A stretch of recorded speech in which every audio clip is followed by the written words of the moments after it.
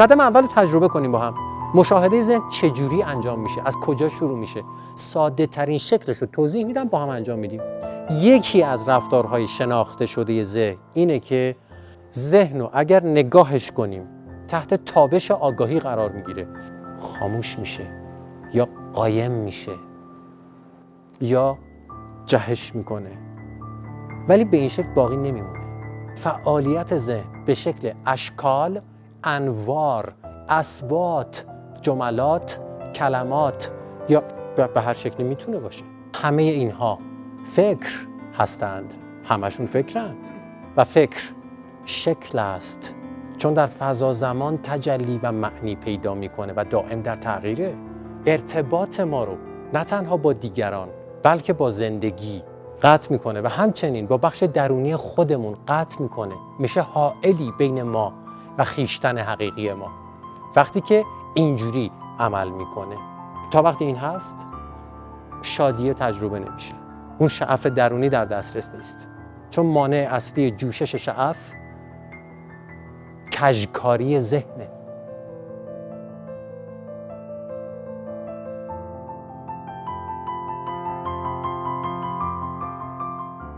قدم اول رو تجربه کنیم با هم. مشاهده ذهن چجوری انجام میشه؟ از کجا شروع میشه؟ ساده ترین شکلش رو توضیح میدم، با هم انجام میدیم چند دقیقه. ببینین، هر وقت از مشاهده صحبت میشه، مشاهده، آنچه که به ذهن ما متبادر میشه مشاهده فیزیکی است، یعنی با چشم نگاه کردن به اشیاء فیزیکی. ولی ذهن که یک شیء نیست که بذاریمش رو میز نگاش کنیم. ذهن رو چطور میشه نگاه کرد؟ چجوری نگاش کنیم؟ یه چیز فیزیکی نیست که ما نگاش کنیم.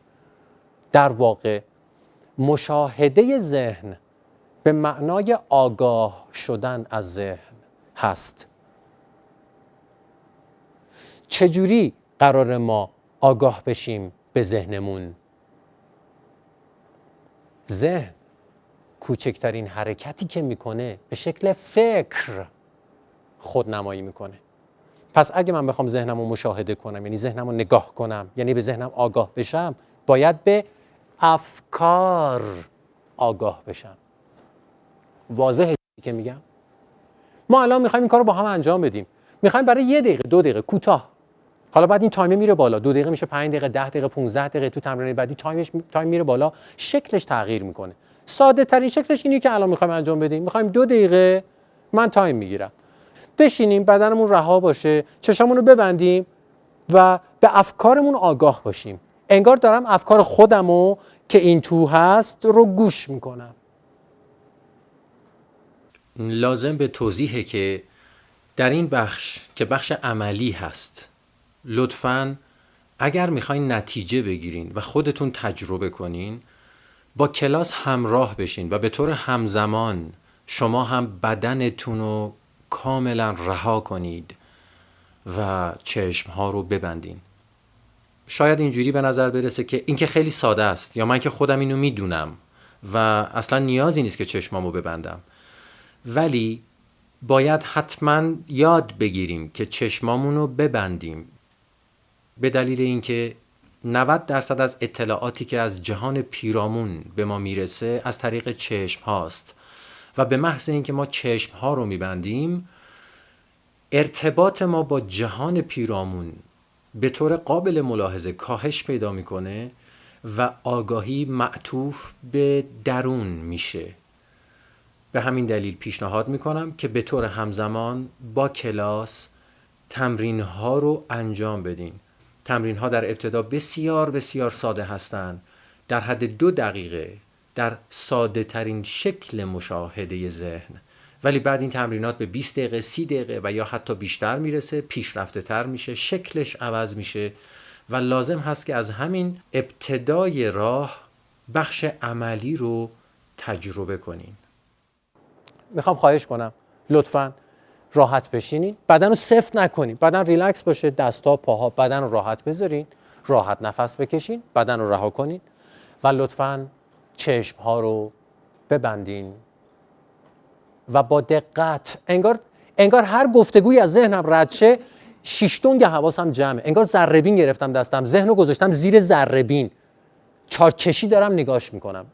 میخوام ببینم چه گفتگوهایی الان این تو میاد و میره. دخالتی هم ندارم. چشما رو ببندین و گوش کنین. زیر ذره‌بین بذارید ذهنو. بریم.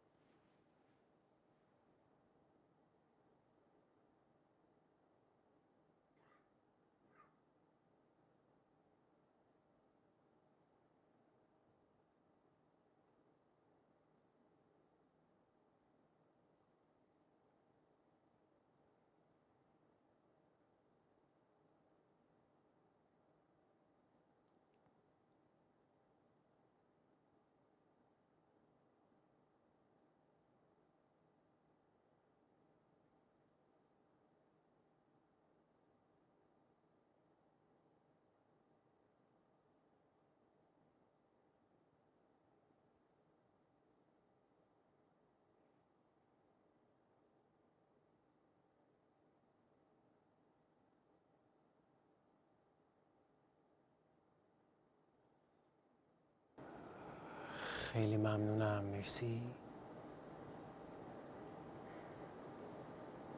خیلی ممنونم. مرسی.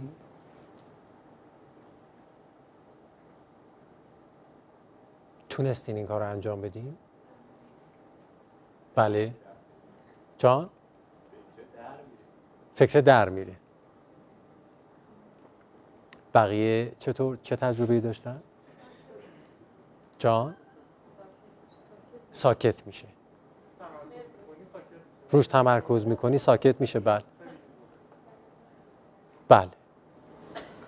دیگه چه کسانی این تجربه رو داشتن که وقتی روش تمرکز میکنی زیر ذره‌بین میذاری انگار در میره به قول شما یا ساکت میشه به قول شما یا شما؟ کسی این تجربه رو داشت؟ شما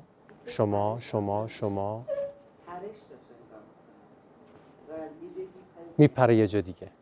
ببینین این یکی از رفتارهای شناخته شده یکی از، نه مطلقاً اینطور نیست، یکی از رفتارهای شناخته شده ذهن اینه که وقتی که شما نگاهش میکنین انگار زیر ذره‌بین گذاشتیمش، مستقیم نگاش میکنیم، حواسمون شیشتون جمعه، ببینیم ذهن چی میگه، چه حرکتی میکنه، چون حاصل حرکتش فکره. داریم فکرامون رو آگاهانه بهشون توجه میکنیم، گوش میکنیم. غیر فعال میشه. مطلقاً اینطور نیست ولی معمولاً اینطوره. خاموش میشه. ذهن رو اگر نگاهش کنیم خاموش میشه. ولی خاموش نمیمونه. برای 1 دقیقه چرا؟ برای 1-2 دقیقه چرا؟ در جلسات اول چرا؟ ذهن رو نگاش میکنی خاموشه. سرتون رو بر میگردونید ولوله است اینجا. 1000 نفر حرف میزنن. بعد مستقیم به چشماش نگاه میکنید. نگاش میکنین. قطع. خاموش. چشتون رو عروش بر میدارین باز 1000 نفر این تو دارن حرف میزنن. ولوله است. ولی درسته که یکی از رفتارهای شناخته شده ذهنه که وقتی که تحت تابش آگاهی قرار میگیره، یعنی آگاهیتون تابش پیدا کرده به ذهن، به گفتگوهای ذهنیتون، آگاهی معطوف شده، تمرکز کرد، آگاهی معطوف شده به ذهن، ذهن خاموش میشه یا قایم میشه یا جهش میکنه. ولی به این شکل باقی نمیمونه. به این شکل باقی نمیمونه. در واقع ذهن از طریق گفتگوی دائم نمود پیدا میکنه. ذهن مشاهده نشده و مهار نشده. گفتگوی دائم یعنی چی؟ من مطمئنم که همه تجربه کردین. معمولاً ما از صبح که از خواب بلند میشیم، همون لحظه اولی که شما چشاتون رو باز میکنید، گفتگوهای ذهنی ای وجود داره. یعنی یه نفر انگار توی کله ما داره حرف میزنه، یکی حرف میزنه، فک میزنه، حرف میزنه، هی حرف میزنه، بدون اینکه قبلش شما تصمیم گرفته باشین به موضوعی فکر کنید. صبح چشا رو باز میکنین، از خواب بیدار میشین، اینجا حرف یکی داره حرف میزنه. بعضی وقتا هم یکی نیست، بعضی وقتا 30 نفر این تو دارن حرف میزنن. از تختتون میایین پایین، دستوراتتون رو میشورین یا دوش میگیرین، صبحونه آماده میکنین، اون داره حرف میزنه. صبحونه‌تون رو میخورین، برنامه روزانه‌تون رو چک میکنین، کیفتون رو برمی‌دارین برین سر کار و اون داره حرف میزنه. میرین تو پارکینگ، دنده عقب، ماشین رو میارین بیرون، در رو میبندین، راه میافتین میرین، میخوام برین سر کار، تو ترافیکین و این داره حرف میزنه. میریم ماشین رو پارک میکنیم، میریم سر کار و اون داره حرف میزنه. در طول روز این ادامه پیدا میکنه. شب دارین برمیگردین خونه، حرف میزنه، تو ترافیکین حرف میزنه، ماشین رو پارک میکنین، حرف میزنه. میاین بالا، میاین تو خونه، حرف میزنه. میشینین یه چایی میخورین، داره حرف میزنه. دارین شام میخورین، حرف میزنه. دورتون یه عده هستند یا هیچکی نباش، داره حرف میزنه، حرف میزنه، حرف میزنه، حرف میزنه. 11 شب، 12 شب، خسته این، کوفته، جنازه، دارین بیهوش میشین و اون هنوز داره حرف میزنه. میزنه یا نه؟ حرف میزنه یا غر میزنه. غر زدن هم بالاخره. و این باعث میشه که ما نتونیم ارتباط حقیقی با هیچ چیز در زندگی برقرار کنیم. همین الان من دارم این مطلبی رو توضیح میدم و شما دارین گوش میکنین. درسته؟ درست نیست.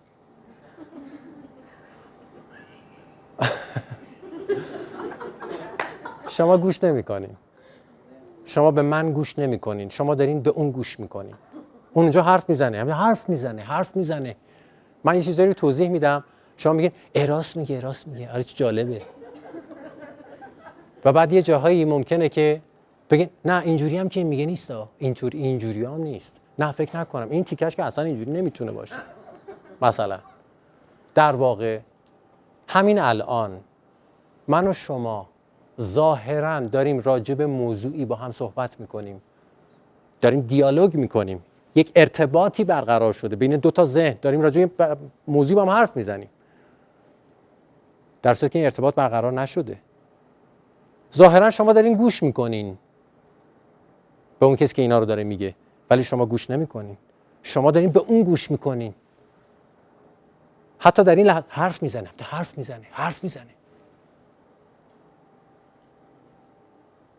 من یه استادی داشتم خیلی سال پیش، یه جمله زیبایی به من گفتن که گوش فرا دادن عشق ورزیدن است.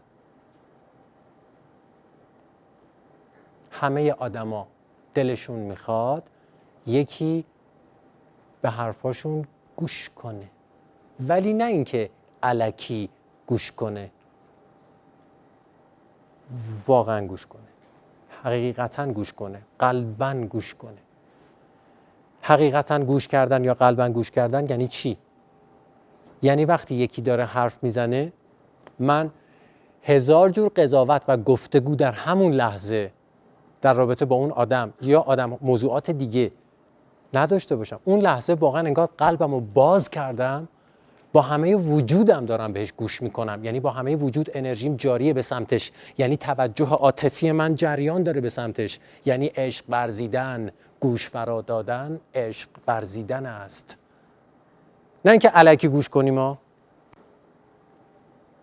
چون مثلا به خصوص بین کسایی که همخونه هستن یا دو تا خواهر دو تا داداش یا زن و شوهرها که فراوون، این دیده میشه که ظاهراً به هم گوش میکنن ولی گوش نمیکنن. گوش نمیکنن، ظاهراً گوش میکنن، داره کارشو میکنه و میگه آره عزیزم راست میگه، آره عزیزم همینطور که تو میگی. بعد اگه ازش بپرسه که من چی گفتم، اینی که من میگم کلمه آخر من چی گفتم الان، خیلی وقتا افراد نمیتونن پاسخی بدن. چرا؟ چون گوش نمیکنه. گوش نمیکنه، اون لحظه گوش نمیکنه.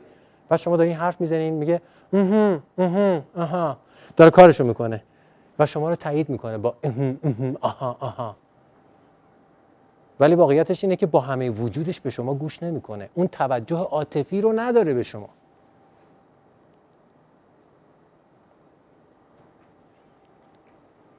ذهن از طریق این گفتگوی دائمی ارتباط ما رو نه تنها با دیگران بلکه با زندگی قطع میکنه و همچنین با بخش درونی خودمون قطع میکنه، میشه حائلی بین ما و خویشتن حقیقی ما وقتی که اینجوری عمل میکنه. و از اونجایی که ذهن خیلی هوشمنده، شعور منحصر به فرد خودشو داره، اگر شما بخواین ذهن رو در وضعیتی قرار بدین که دیگه حرف نزنه، گفتگو نکنه، یعنی جریان تفکر رو نداشته باشه، حرکت نکنه، ذهن مخالفت میکنه، میجنگه. مخالفت میکنه و میجنگه. ممکنه دفعه اول یا دفعات اول شما به محض اینکه ذهن رو نگاه میکنین خاموش بشه، آروم بشه، قطع بشه، ولی به همین شکل نمیمونه. دفعه بعد که چشمون رو میبندیم، همین الان اون ذهن همین حرفا رو شنید، همین الان یه بار دیگه این کار رو با هم میکنیم و اون دیگه آروم یا خاموش نمیمونه. میخوام خواهش کنم که یک بار دیگه دوباره این کار رو انجام بدیم. یه بار دیگه افکارمون رو، گفتگوهای ذهنیمون رو گوش کنیم. انگار به فضای ذهنم میخوام آگاه باشم و اگر گفتگویی بود و افکاری وجود داشت من بهشون آگاهم، گوش میکنم، آگاه هستم، به ذهن آگاه هستم، یعنی شاهد ذهن هستم. لطفاً بدن رو راحت بذارین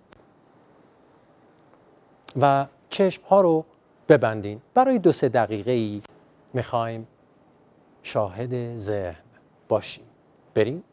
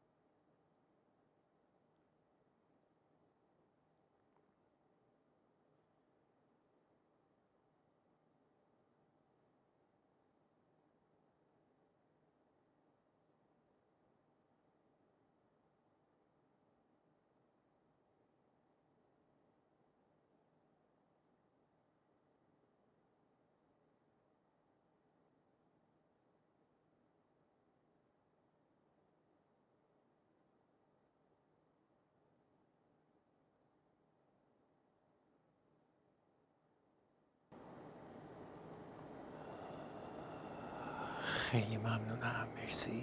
خیلی ممنونم، مرسی.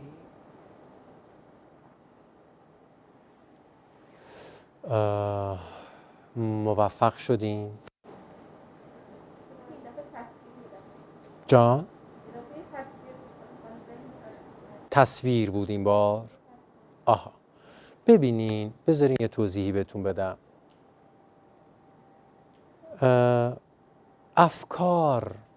افکار میتونن به اشکال مختلف نمود پیدا کنن. افکار حاصل حرکت ذهن هستن، یک جریان ذهنیه، یک ارتعاش ذهنی است. فکر یک ارتعاش ذهنیه، میتونه به اشکال مختلف نمود پیدا کنه. همیشه یک گفتگو یا مجموعی از کلمات نیست. بعضی وقتا یک فضاست، بعضی وقتا تصویره، بعضی وقتا یک صوته، بعضی وقتا یک ندا، یک آوایی است، بعضی وقتا یک جمله است، بعضی وقتا یک گفتگوه. چون همه اینها فکر هستند، همشون فکرن. اینا همه فکر هستند و فکر شکل است، چون در فضا زمان تجلی و معنی پیدا میکنه و دائم در تغییره. بنابراین چه خوب شد که اینو گفتین. بنابراین وقتی که شما میخواین ذهن رو مشاهده کنین، چشاتون رو بستین، بدن رها، چشا رو بستین و انگار میخواین به عنوان یک ناظر ثانویه، انگار وایسادین یه جا دارین نگاه میکنین، ببینین اون چی کار میکنه، دارین نگاش میکنین یا دارین گوش میکنین ببینین چی میگه. یعنی آگاه هستین به ذهنتون. ممکنه فعالیت ذهن به شکل اشکال، انوار، اصوات، جملات، کلمات یا به هر شکلی میتونه باشه.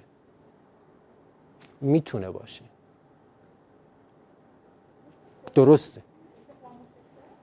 صبر کنین. برای خاموش کردنش یکم صبر کنین. بذارین از یه جایی شروع کنیم بریم جلو. بعد اون تجربه اتفاق میفته خودش. بله، شدنی هست. تجربه میکنین. تو دوره 2 معمولا افراد تجربه میکنن. کمتر پیش میاد کسی تجربه نکنه. حالا از جلسه اول نه، ولی تجربه میکنید همه. وضعیتی از آگاهی هست که شما کاملا آگاه هستید، هوشیار هستید و به ذهنتون هم آگاه هستید و هیچ فکری وجود نداره. اگر اینو حفظ کنین، جوشش شعف اتفاق میفته. چون مانع اصلی جوشش شعف کژکاری ذهنه که میگم چیه؟ تولید افکار دائمی غیر ارادی غیر هدفمنده که معمولا حس منفی ایجاد میکنه. به این میگیم کژکاری ذهن. تا وقتی این هست شادی تجربه نمیشه. اون شعف درونی در دسترس نیست. بفرمایید. این دیتایی که تو ناخودآگاه هستش مربوط به همین زندگی یا از زندگی‌های قبل اون تو ناخودآگاه تجربه‌هایی که چه سوال خوبی کردین. بله، ببینین شما وقتی راجع به ناخودآگاه صحبت میکنین، ناخودآگاه محدود نمیشه فقط به اطلاعات مربوط به از تولد تا مرگ. ناخودآگاه، حالا درسته که واژه unconscious mind توسط فروید خیلی قبلش بوده، ایشون این کلمه رو به وجود نیاورده، ولی خب ایشون خیلی این کلمه رو عمومی کرد فروید و بعد خب یونگ اینو یه قدم برد جلوتر، اومد گفت ناخودآگاه فردی، ناخودآگاه جمعی. ناخودآگاه جمعی مال یک جماعت مشخص نیست، مال کل جماعت موجودات زنده است که در طول تاریخ در سیاره زمین بوده اند. یعنی اطلاعات از اولین ویروس ها و تک سلولی ها و باکتری هایی که در سیاره زمین حیات پیدا کردن، اطلاعاتشون در ما الان هست. کل زمان، عرض کردم زمان من نیست، عرض کردم ناخودآگاه و ژرف‌ترین سطح ناخودآگاه جایی است که در ارتباط و اتصال با اطلاعات کل هستی، به صندوقچه اطلاعات کل هستی دسترسی هست. یعنی یک چیزی، یک بخشی، یک سطحی در ما وجود داره که همه پاسخ‌ها اونجا هست، ولی به طور عادی در دسترس نیست. سوال داشتین شما؟ میتونستم به این دسترسی پیدا کنم به اون سکوت، ولی الان که شما فرمودید دیگه نتونستم دفعه دوم به اون سکوت برسم. ببینین از اونجایی که وضعیت ذهن دائم در نوسان است، دائم در تغییر است، هیچ وقت هیچ دو تمرین ذهنی ما یکسان نیستن. شما وقتی که TM میکردین یه مانترا داشتین، مانتراتون رو تکرار میکردین و تکرار و تکرار و تکرار و تکرار، انقدر مانترا رو تکرار، اون ذکر رو انقدر تکرار میکردین تا لحظه ای میرسیدین به پیور کانشسنس، آگاهی خالص.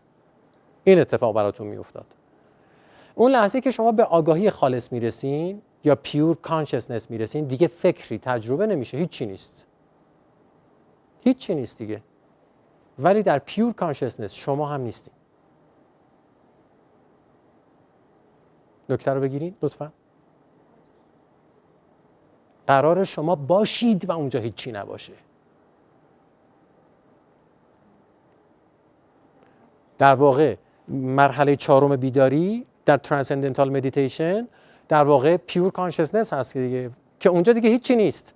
ولی هیچی نیست، شما هم نیستین.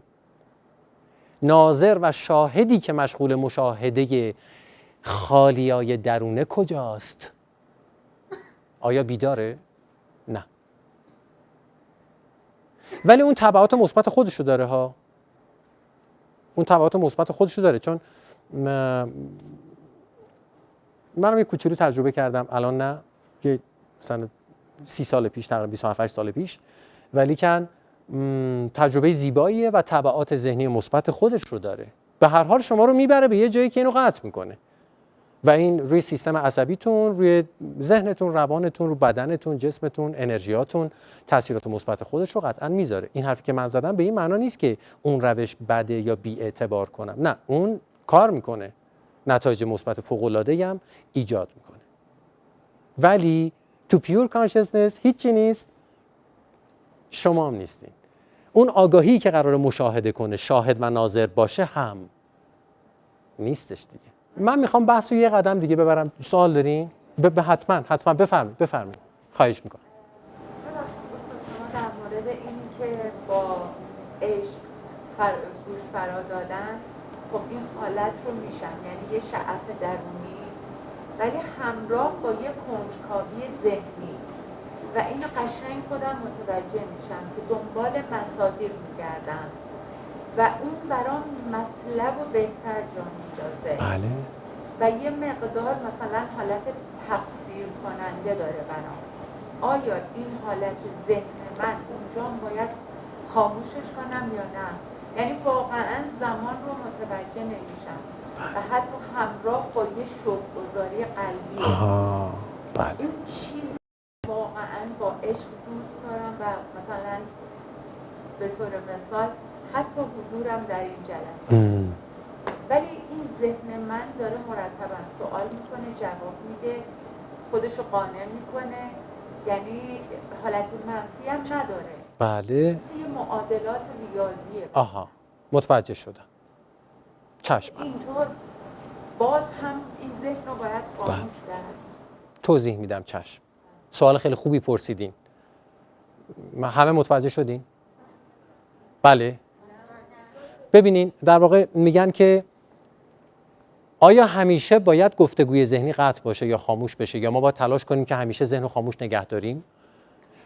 و فرمودن که بعضی وقتا من در شرایطی قرار میگیرم که پرسش و پاسخهایی در ذهنم جریان پیدا میکنه که برای خودم جالبه و بعضی وقتا حتی گذر زمان رو نمیفهمم. آیا این هم اضافیه و نباید باشه؟ سوال خیلی خوبی پرسیدین. ببینین،